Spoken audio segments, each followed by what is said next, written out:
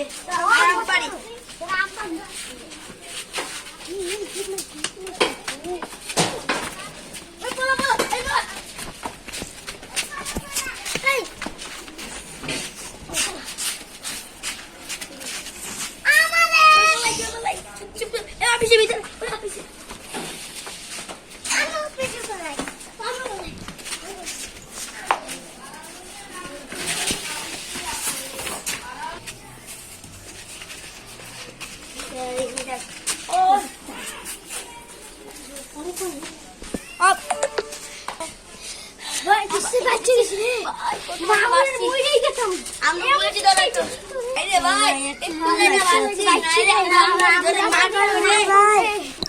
Video দেখবো কিরকম লাগলো এই যে কমেন্ট বক্সে লাইক করে দিন।